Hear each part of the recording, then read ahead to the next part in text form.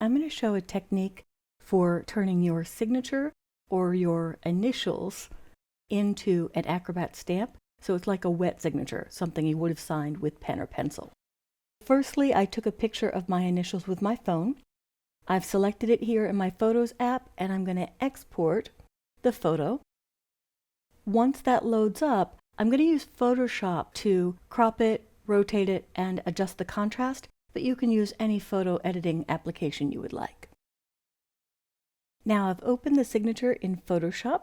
I'm going to start by rotating it, and I just took the signature with my iPhone. I'll hit C to jump to the crop tool to crop to only what I need. I'll hit Enter to complete the crop. I'm going to do a little levels adjustment because I really only need this in black and white, and it looks like there's a little bit of the bend in the paper showing.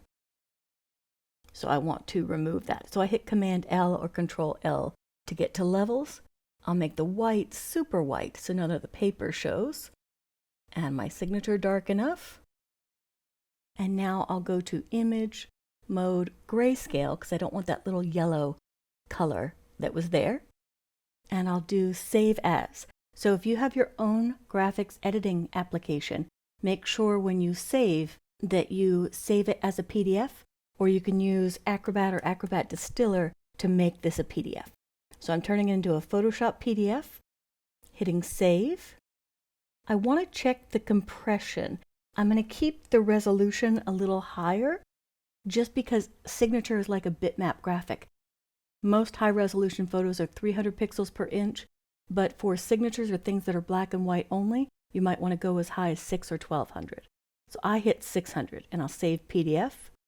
And I don't need to preserve the Photoshop editing capabilities. So now I'll save, close, and pop over to Adobe Acrobat, and I'm in the commenting tools section.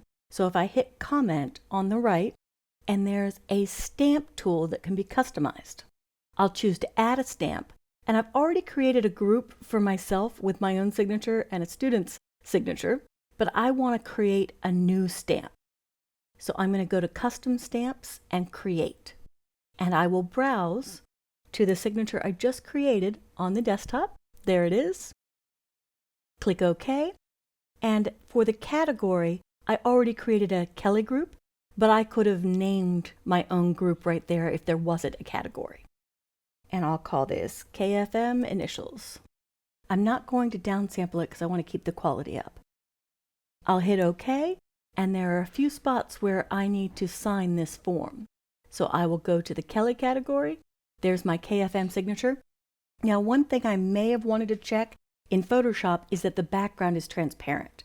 So I'm going to wipe out the background. And you can do this in the PDF format, also in the GIF format.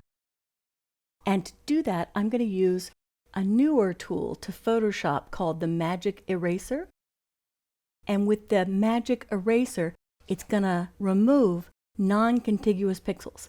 And what that means is, if it's contiguous, it won't get inside those swoops of the letters. If it's non-contiguous, now it removed the background inside. So I'll do a Save As again, and call this one Transparent, or No BG for background. Save. Don't need to edit.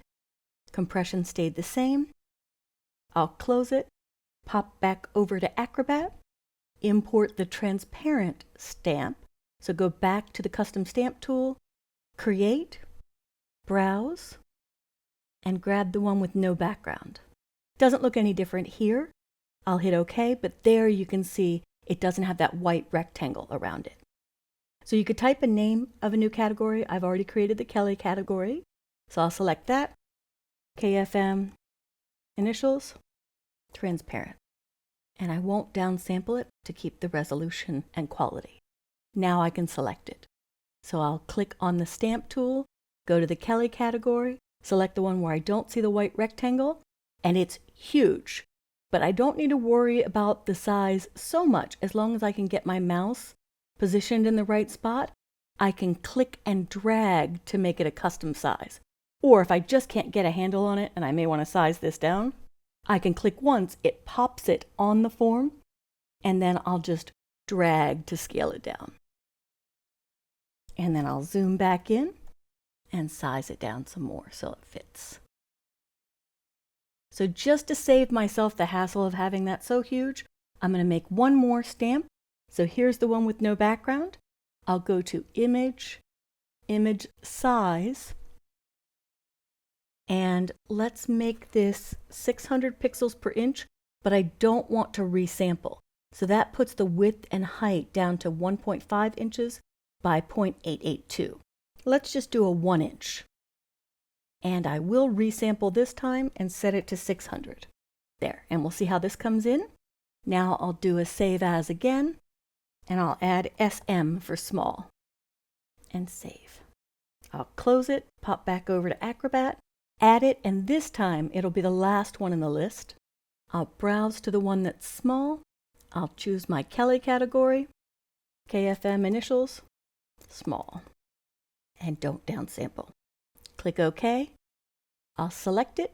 It's the last one in the list, and now that's much more manageable. So if I need to initial here, I can click once, or click and drag if I'm not near another comment or form area. So I'm going to click once and just size it down so it fits nicely. And as you can see on this form, it requires a full signature, so I have that saved as a stamp as well.